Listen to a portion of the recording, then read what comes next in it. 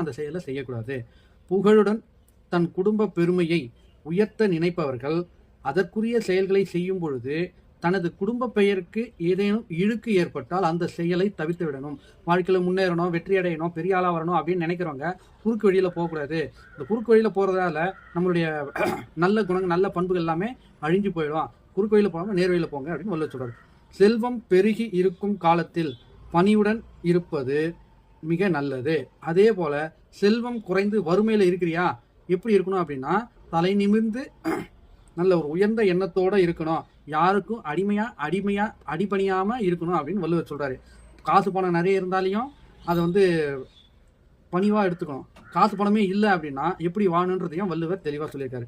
ஒருவர் உயர்ந்த நிலையில் இருந்து தன்னுடைய இழிவான செயல்களால் தான் தாழ்வு ஏற்பட்டால், அதாவது ரொம்ப உயரத்தில் இருக்கிற ஒரு பெரிய ஆளு